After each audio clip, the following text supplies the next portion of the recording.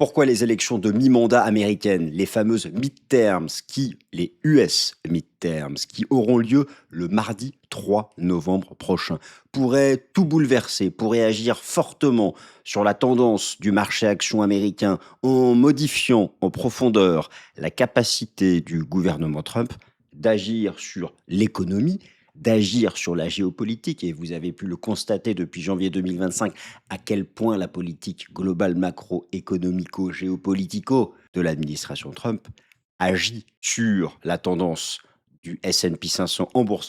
Dans cette vidéo spéciale sur les élections de mi-mandat, on se prépare. Le 3 novembre, ça approche. Il s'agit probablement d'un des temps forts majeurs fondamentaux d'ici la fin d'année, avec les perspectives de politique monétaire de la Réserve fédérale des États-Unis. Première partie.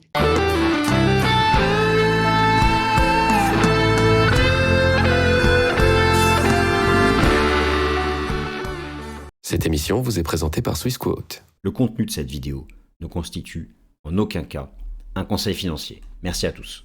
Quelle est la situation actuelle du Congrès des États-Unis? D'ailleurs, savez-vous ce qu'est le Congrès des États-Unis? On part d'une situation politique, je vais vous la réexpliquer.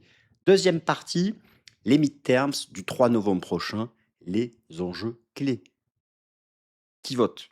Qu'est-ce qu'on vote? Pour qui? Combien de sièges? Chambre des représentants des États-Unis, Sénat des États-Unis. C'est ça le Congrès des États-Unis. Mais il n'est pas renouvelé en totalité. Je vous explique tout. Troisième partie, les 3 scénarios possibles.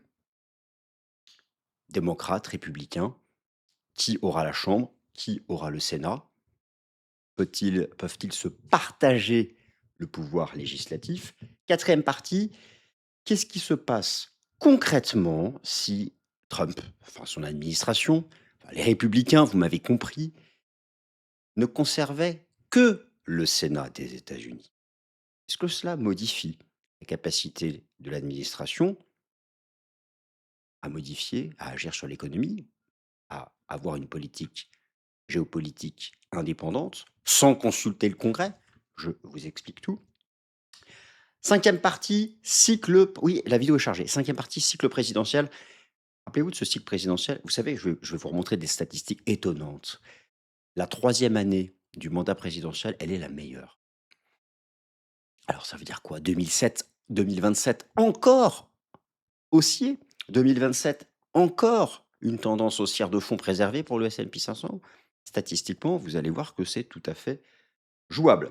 Cette semaine, vous avez les résultats de AMD et de SpaceX. Rappelez-vous SpaceX. Je vous ai fait une émission spéciale il y a 2 mois sur les IPO en bourse, vous montrant que 95% des IPO US depuis 2015, il y avait une semaine de hausse après l'introduction et ensuite entre 50 et moins 80% de baisse. SpaceX a perdu 50% depuis son cours d'introduction. Parce qu'on vient à l'achat. Bon, vous l'avez dit. Bon. Alors, AMD cette semaine, c'est le deuxième fabricant de GPU IA après Nvidia. Alors, AMD qui est beaucoup plus cher que Nvidia d'ailleurs, donc je vais vous faire parler de AMD. Cette semaine, c'est aussi le rapport NFP, j'en dis un mot, les chiffres de l'emploi US. Vous savez, vous l'avez vu, la Fed va rester data dependent, peut-être jusqu'au mid-term. Donc, d'ici les mid-term, il reste 2 décisions de politique monétaire, 16 septembre et fin octobre. Est-ce que vraiment la Fed va conserver le statu quo jusqu'au mid-terms ou, eh bien, pour ne pas interférer en fait, ou va-t-elle être parfaitement data dependent? Inflation, emploi, tout ça est important. Et comme d'habitude, je terminerai par un point technique sur l'indice S&P 500, émission spéciale. Pourquoi les élections de mi-mandat américaines du mardi 3 novembre prochain sont probablement le facteur fondamental dominant d'ici la fin d'année, positionnant la Fed et sa politique monétaire en 2e position, oh pas loin, mais juste en dessous. C'est parti, nouvelle édition du Top Gun. Allez go, c'est parti. Les élections de mi-mandat US, les US midterm. Alors au passage, vous pouvez trouver 2 façons d'écrire en anglais ces élections de mi-mandat. Soit vous dites les midterm, US midterm, soit vous pouvez aussi trouver US midterms. Bon, le plus fréquemment, on trouve plutôt US midterm election. US midterm election, mais j'ai aussi trouvé midterms. Enfin, bon, bref, voilà. Les 2 sont parfaitement valables. Le programme, alors je viens de vous le donner en vidéo, mais il est chargé, vous l'avez ici à l'écrit, On va prendre le temps de le faire. Je parle donc notamment ici des élections de mi-mandat, forcément, parce que c'est le sujet de cette vidéo. Mais donc, je vais aussi vous parler de AMD et de SpaceX qui publient cette semaine. Je vous rappelle qu'AMD est le deuxième fabricant mondial de GPU IA après Nvidia et que SpaceX. Alors, est-ce que je vous présente SpaceX? Non. Franchement, tout le monde connaît SpaceX, qui a été récemment introduit en bourse et qui a perdu 50% depuis son IPO comme prévu. Bon, alors, ils publient leurs résultats cette semaine. Est-ce que ce sera justement une semaine de bottom, de reprise? Nous attaquons donc cette émission spéciale, enfin émission spéciale, cette émission du Top Gun. Et puis je vais donc réduire un peu tout ça et me positionner en bas, histoire que vous puissiez voir les slides tranquillement. Plein écran, petit. Plein écran, petit. Bon, la Fed, statu quo terme ou data dependent, je n'y reviens pas. La Réserve fédérale des États-Unis, c'était la semaine dernière. Vous avez toutes et tous pris connaissance des éléments publiés par la Fed de Kevin Warsh. Se pose encore une question. La question est la suivante. Y aura-t-il un statu quo jusqu'aux élections de mi-mandat pour éviter qu'une modification de la politique monétaire ne vienne agir sur le vote des électeurs américains? Ou y aura-t-il une Fed pleinement dans son rôle, c'est-à-dire data dependent, et donc prenons, il reste la décision de politique monétaire du 16 septembre et la décision de politique monétaire du 28 octobre. 16 septembre, 28 octobre et ensuite mardi 3 novembre, les élections de mi-mandat. Est-ce que la Fed va donc vouloir rester ferme en statu quo pour ne pas faire de l'interférence politique ou va-t-elle tenir compte du prix du pétrole, du prix du gallon, de l'inflation CPI, de l'inflation PCE, du TRIM, mine PCE et du NFT d'ailleurs au passage? Cette semaine, vendredi 7 août, c'est aussi le NFP. Et oui, je vous avais dit, c'était une semaine extrêmement chargée. À un moment où, si vous voulez, il y a une difficulté, c'est que le prix du gallon, alors ce site est excellent parce que ce site internet vous donne, vous savez, aux États-Unis, donc c'est le gallon de pétrole, c'est 3,78 litres. Et alors le prix du gallon, il n'est pas le même dans tous les États. Forcément, les États du sud qui produisent beaucoup de pétrole, bah, le prix du pétrole est moins cher. Puis plus on s'éloigne de la production de pétrole américaine, plus ça devient cher. Et donc le prix moyen du gallon actuellement, c'est 4 $. Il y a un an, c'est 3 $. Pour un Américain, un prix du gallon entre 2,5 et 3 $, c'est normal. 4 $, c'est pas normal. Ça met la Fed sous pression. Et ce dont a besoin la Fed pour ne pas modifier sa politique monétaire jusqu'aux élections de mi-mandat, c'est un prix du gallon qui retourne vers ce qu'il était il y a un an, c'est-à-dire autour des 3 $ le gallon. Et là, actuellement, le Trueflation US CPI gallon est toujours autour des 4 $. C'est probablement ça qu'il vous faudra surveiller massivement, ainsi que le fameux Trim Min PCE. Vous le savez, cet indice d'inflation profonde. Je ne refais pas un Top Gun dessus, j'en ai parlé il y a 2 semaines. Et ce que veut la Fed, c'est éviter que le Trim Min passe au-dessus de 3%. Tant qu'il est sous 3%, le prix de l'énergie, le rebond de l'inflation nominale ne modifie pas l'inflation profonde américaine et la Fed peut garder le statu quo. Bon, je ne parle pas davantage de la Fed, ça c'était le sujet de la semaine dernière, mais il faut quand même l'avoir en tête parce que il y a bien sûr un lien direct avec ces élections de mi-mandat. Les dates sont là, hein. La Fed doit prendre une décision le 16 septembre, le 28 octobre, et ensuite c'est l'élection du 3 novembre. Donc tout ça, ce sont les deux vrais thèmes d'inquiétude fondamentale d'ici la fin de l'année, c'est les élections de mi-mandat et c'est la Fed. À côté de ça, bien sûr, il y a toujours la géopolitique, mais elle arrive après, d'accord? Enfin, elle arrive après. Bien sûr qu'elle joue sur le prix du pétrole, donc voilà, c'est un ensemble. Allez, mettons les 3 au même plan, ce sera plus simple. Le Congrès des États-Unis, la situation actuelle. Alors, tout d'abord, je vous rappelle que le Congrès des États-Unis, c'est 2 chambres. Vous avez la Chambre des représentants et les députés classiques et vous avez le Sénat des États-Unis. Le Sénat, 2 sénateurs par État, les États-Unis étant constitués d'États fédéraux. La Chambre des représentants, elle, eh bien, le nombre de députés est lié directement à la population. Ce n'est pas le cas pour les sénateurs, puisqu'il y a des États très peu peuplés qui auront autant de sénateurs que l'État de New York, que l'État de Californie, que l'État du Texas. Et bien sûr, leur rôle législatif est complètement différent. Quelle est la situation actuelle? La Chambre des représentants aux États-Unis, c'est 435 sièges. Actuellement, les républicains, donc le parti de Donald Trump, a donc 220 sièges sur 435. Les démocrates en ont 213. Les indépendants, 1. La majorité actuelle est donc républicaine. Le Sénat des États-Unis, c'est 100 sièges. Vous avez 2 sièges par État. Les républicains ont 53 sièges, les démocrates 45, et vous avez 2 indépendants proches des démocrates. La majorité est républicaine. Ce qu'il faut savoir, c'est que la plupart des lois, pour être définitivement adoptées, donc elles passent par la Chambre des représentants et ensuite par le Sénat. Au Sénat, il faut en général une majorité de 60. Alors pas forcément pour toutes les lois, mais pour celles qui ont vraiment un impact structurel sur l'économie des États-Unis. Et donc, vous voyez bien que actuellement, donc, le gouvernement Trump a pu légiférer, passer plein de nouvelles lois sur le plan économique, les fameux droits de douane ou encore la géopolitique, parce qu'ils ont la majorité à la Chambre des représentants et au Sénat.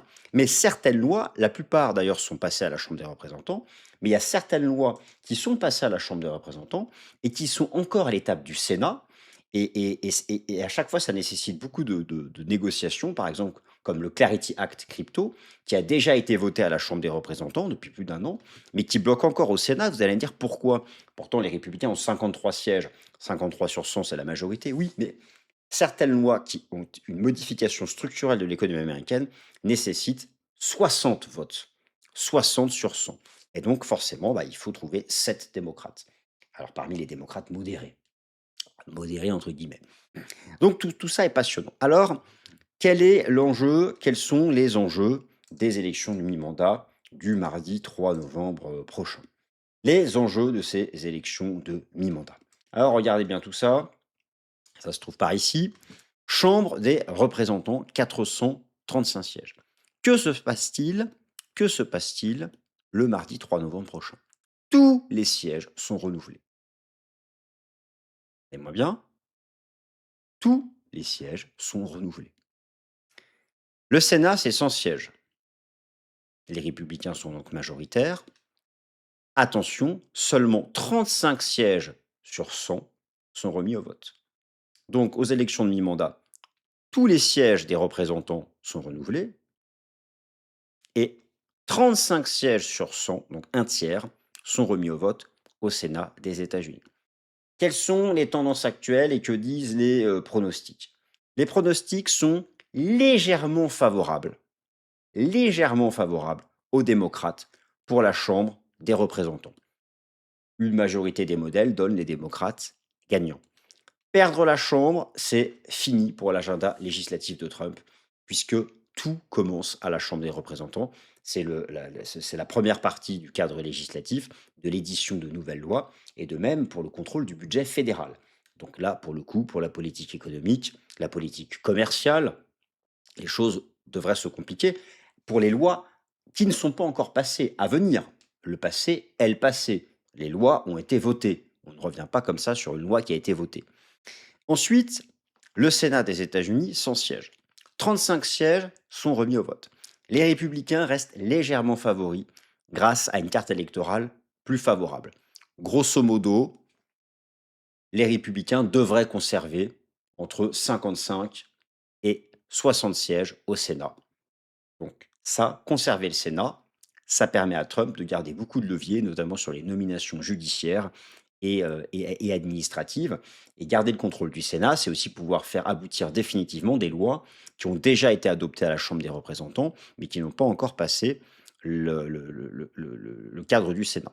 Alors, normalement, et eu égard à la carte électorale, pour le Sénat des États-Unis, sauf énorme surprise, en fait, il y a beaucoup de petits États aux États-Unis qui envoient 2 sénateurs, qui sont des États du centre des États-Unis, des États profonds qui votent républicains.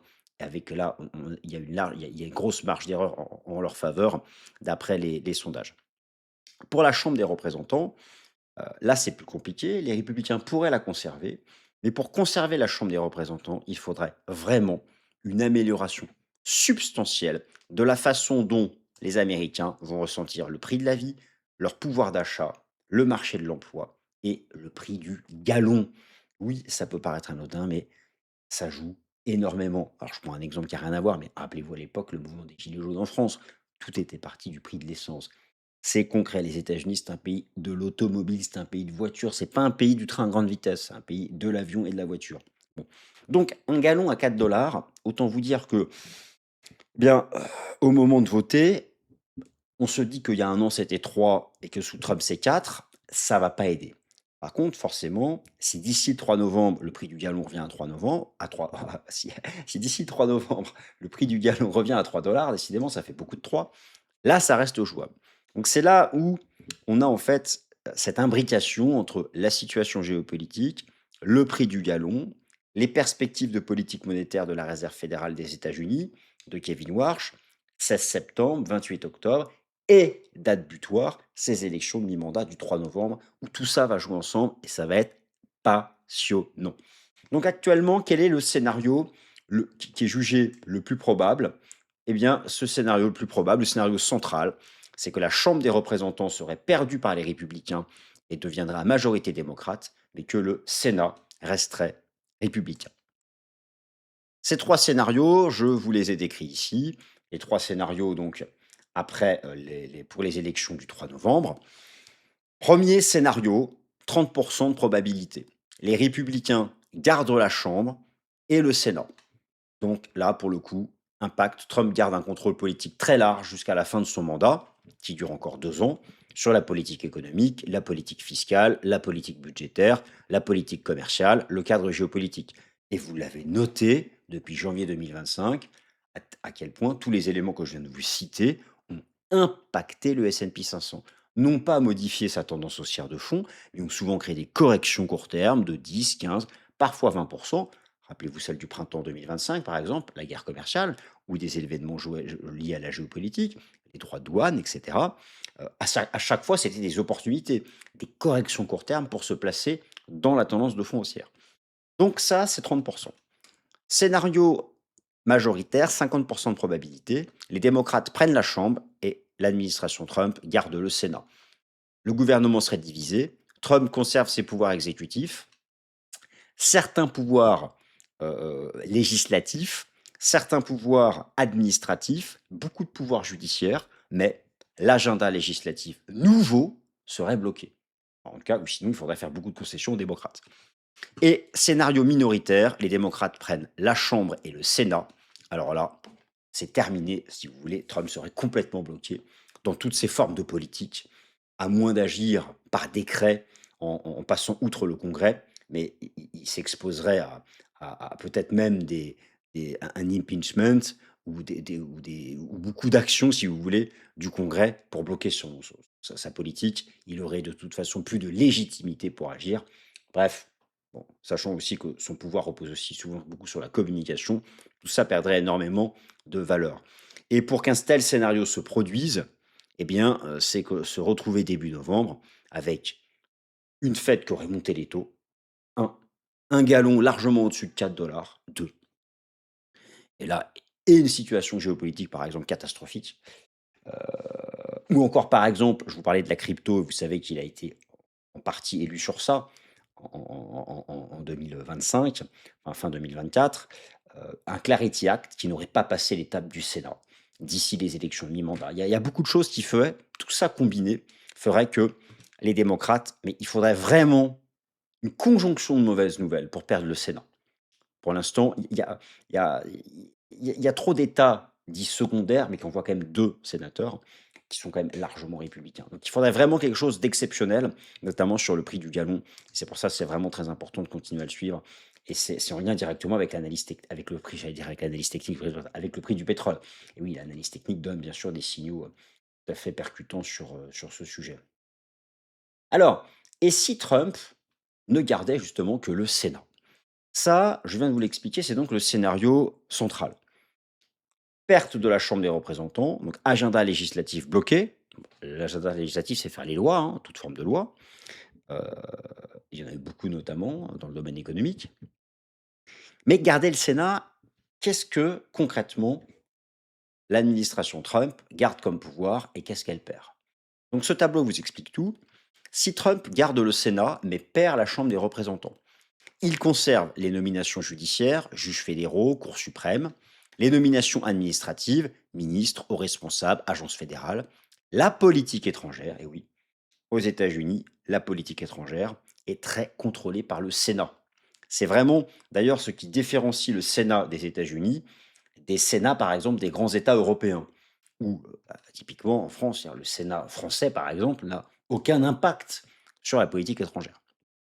Et les décrets exécutifs, les fameux executive orders, conservaient donc sur ce sujet une large marge de manœuvre dès lors qu'il conserve le Sénat.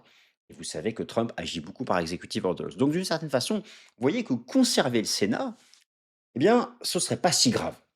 En tout cas, pour agir selon ce que je viens de vous décrire, par contre, ce serait et ce serait plus compliqué pour faire de nouvelles lois. Mais là, depuis 2 ans, énormément de lois du programme de Trump ont déjà été passées.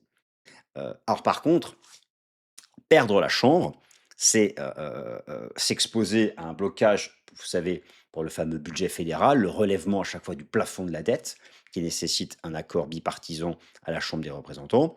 Ça va bloquer complètement les nouvelles grandes lois qui doivent encore être passées et ça va être sans la Chambre la première étape, c'est toujours un vote majoritaire à la Chambre des représentants. Donc il va falloir négocier avec les démocrates, ça va être compliqué. Des enquêtes parlementaires à foison, d'accord, et bien sûr, perdre la Chambre, c'est un risque d'impeachment, la fameuse procédure de destitution. Mais vous pouvez donc voir à travers cela que, au final, perdre la Chambre des représentants mais conserver le Sénat laisserait quand même beaucoup de pouvoir à Donald Trump et à son administration. Rappel du cycle présidentiel. Pourquoi je rappelle le cycle présidentiel? Parce que ce sont des statistiques qui peuvent parfois agir, mais surtout, la troisième année du mandat présidentiel est connue pour être une des plus percutantes. Le cycle présidentiel consiste donc à calculer la performance moyenne du S&P 500 en fonction de l'année numéro 1 du mandat présidentiel, l'année numéro 2, l'année numéro 3, l'année numéro 4. Et donc, oui, l'année numéro 3, l'année numéro 3, donc là, vous avez toutes les années qui sont à notre disposition, c'est la base de départ du travail.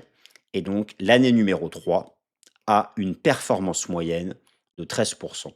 L'année numéro 1, 7%. L'année numéro 2, 3%. L'année numéro 3, 13,96. L'année numéro 4, 8,12. L'année numéro 3 est la meilleure année historiquement du S&P 500. Il s'agisse d'avoir un président démocrate ou un président républicain. L'année numéro 3, je vais vous montrer ici par exemple d'autres statistiques. Ici, c'est le pourcentage des années qui a été positive. Et donc, vous voyez que l'année numéro 3, lorsqu'on a un président républicain, 91% des années ont été positives. L'année numéro 3 du mandat, donc c'est l'année 2027 pour nous. Lorsqu'il y a un président républicain, 91% des années ont été positives pour le marché action. Alors, forcément, là, ça va être différent. Si on a encore, il y aura encore Trump en 2027 normalement, mais s'il perd le Congrès, est-ce qu'on peut encore dire que c'est un pouvoir républicain? Par contre, si en 2027 Trump est toujours là, bon, et plus il a conservé le Sénat, les républicains sont bien en place et on pourrait s'inscrire dans ces statistiques qui font que la troisième année serait solide. Par contre, si Trump perd la Chambre des représentants et le Sénat, est-ce que vraiment ces statistiques vont pouvoir s'appliquer? Vous voyez, tout ça est passionnant. En tout cas, je voulais vous rappeler que cette troisième année du cycle présidentiel est la plus impactante en termes de performance moyenne. Et donc ça, ce sera très important de continuer de suivre cette donnée. Alors cette semaine, il y a beaucoup de choses. Vous avez notamment les résultats de AMD et de SpaceX, deux résultats majeurs cette semaine. Je vous rappelle donc à un moment donc où les semi-conducteurs ont proposé une correction court terme. Première chose à savoir, attention AMD, attention, AMD n'est pas Micron, AMD n'est pas Nvidia. Autant Micron a un PE forward extrêmement bas et les corrections court terme, comme cela a eu lieu sur Micron, sont intéressantes pour se placer si on ne s'est jamais placé, autant, attention, AMD est beaucoup plus cher. AMD est le deuxième fabricant mondial de GPU IA, 10% de part de marché contre 90% pour Nvidia. Même Nvidia, c'est pas cher, mais AMD a un PE forward de 37. Donc, les corrections court terme de AMD, oui, il y a un potentiel de rattrapage. Oui, on se dit que AMD il va gagner des parts de marché. Mais AMD est peut-être déjà extrêmement bien valorisé. Vous avez ici un certain nombre de données comparatives entre AMD et Nvidia. Et la technologie de AMD est superbe. Et beaucoup de clients cherchent à se diversifier des puces Nvidia en allant chercher donc les puces de AMD. La part de marché de AMD n'est que de 10%. Et on peut imaginer que petit à petit, ça va monter à 12, 13, 15%, et que petit à petit, les parts de marché de Nvidia vont baisser. Mais voilà, avec un PE forward autour de 40 contre un PE forward de Nvidia de 17, je dis attention à AMD. AMD donc, qui publie ses résultats cette semaine. AMD qui publie ses résultats cette semaine et que je vais pouvoir donc vous montrer aussi sur le plan technique. Alors regardez à quoi ressemble la petite AMD sur le plan technique. Si j'arrive à la trouver, elle doit être quelque part par ici. AMD, AMD, AMD, AMD, AMD, elle est là, voilà, sur le plan technique. Il y a un support technique qui pourrait être intéressant. Le tout premier support se trouve ici au niveau des 385 dollars. 385 dollars qui est l'Akijun Weekly ici du système Ishimoku. Surveillez donc ce support cette semaine. Cette semaine, vous avez aussi les résultats de SpaceX. Rappelez-vous ce slide. Ce slide, je vous l'ai montré il y a, c'était début juin, en vous expliquant que toutes les IPO faites à Wall Street depuis 2015, dans 95% des cas, le titre montait au tout début et ensuite, dans les 6 mois qui suivaient, perdait entre 50 et 80%. C'est ce que je vous ai montré, sauf ARM Holdings, mais toutes les autres, Uber, Airbnb, etc., Coinbase, toutes avaient largement baissé, donc les avez mis en couleur rouge. Eh bien, regardez SpaceX, eh bien, moins 5, ah même c'est pire plus que ça, SpaceX, moins 52% depuis le cours le plus haut. Introduction en bourse le 12 juin, le plus haut a été fait le 16 juin et depuis, le titre a perdu moins 52%. C'est donc une nouvelle confirmation que dans une large majorité, une majorité écrasante des IPO ne sont pas un bon timing. Par contre, souvenez-vous cette vidéo que je vous ai montrée il y a un mois, j'avais fait avec vous le tour d'horizon graphique de tous ces titres. Et après avoir perdu entre 50 et 80%, là, c'était le bon timing. Là, c'était le bon timing. Donc, SpaceX a perdu 52%. Et cette semaine, ce sont les résultats trimestriels de SpaceX. Est-ce que cela va être un catalyseur pour rebondir ou est-ce qu'au contraire, le titre va devoir basculer sous les 100 dollars et être dans une situation de survente importante avant de reprendre sa marche en avant? Bien, nous aurons la réponse cette semaine. Ce que veut voir le marché, c'est quoi? Le marché veut voir SpaceX prendre le chemin de la rentabilité. Et vous savez que pour l'instant, ce n'est pas le cas. Il y a du chiffre d'affaires, il y a de l'EBITDA, il n'y a pas encore de rentabilité. Et ça va se jouer là-dessus, donc cette semaine, avec ces résultats de SpaceX. Donc SpaceX, voilà, rappelez-vous ce que je vous avais montré donc début juin, la valorisation c'était du grand n'importe quoi, et donc bah voilà, moins 50%. Quand tu es valorisé n'importe comment en rapport avec tes fondamentaux, tu t'exposes à une forte correction. C'est donc ce qu'il s'est passé. NFP, ce vendredi 7 août, mise à jour des chiffres de l'emploi aux États-Unis, le fameux rapport NFP. Je vous rappelle que les derniers chiffres du rapport NFP, la Fed va donc rester indépendante. Les derniers rapports NFP étaient pas bons. Regardez les 4 derniers rapports NFP. De moins en moins de création d'emplois aux États-Unis. Et ça, c'est bien sûr, ça aide la Fed à justifier son statu quo. Et donc cette semaine, clairement, si on conserve cette dynamique négative des créations nettes d'emplois, ça va augmenter la probabilité que la Fed conserve le statu quo en septembre et peut-être même jusqu'aux élections de mi-mandat. Et enfin donc, analyse technique de l'indice S&P 500, je connais tout par cœur, je vous redonne les niveaux. À moyen long terme, rien à signaler au-dessus du support à 7050, 7100 points. À moyen long terme, rien à signaler au-dessus du support à 7050, 7100 points. La tendance de fond est bullish. Tout retour sur ce support est une opportunité. À court terme, le support est à 7450 points. Ça fait 2 semaines que je vous en parle. Ce support, le marché est resté longtemps dessus. S'il cède, c'est une cassure de support et c'est un retour à 7250 points. Tant qu'il se maintient au-dessus des 7450 points, même à court terme, la tendance est bullish. Et donc, ce niveau à court terme des 7450 points, ce niveau à court terme des 7450 points sur le contrat futur S&P 500, ça correspond à la partie haute ici du nuage journalier du système Ishimoku. Casser ce support, c'est aller à 7230 points. Le tenir, ça reste aussi à court terme. Notez bien, et vous irez voir le graphique au moment où vous regardez ma vidéo, parce qu'il y a un décalage entre le moment où j'enregistre et où vous regardez. Tenir ce support, nuage daily du système Ishimoku, ça reste bullish. Le casser, c'est un signal de baisse en direction des 7235 points. Chers amis, ainsi s'achève cette émission sur les élections de mi-mandat aux États-Unis. J'espère qu'elle vous a appris des premiers éléments intéressants. Nous aurons l'occasion d'en reparler 1000 fois d'ici là dans mes différentes vidéos sur la chaîne Swissquote. Et quant à moi, je vous remercie d'avoir pris le temps de m'écouter jusqu'au bout. Passez une excellente semaine. Ce contenu est informatif et éducatif destiné aux personnes connaissant les marchés financiers. Il ne constitue pas un conseil en investissement, juridique ou fiscal. Le trading et l'investissement comportent des risques, notamment la perte de capital. Les CFD et actifs numériques sont volatiles et ne conviennent pas à tous. Swissquote décline toute responsabilité quant à l'exactitude du contenu ou aux pertes liées à son usage. Produits et services disponibles selon la législation en vigueur.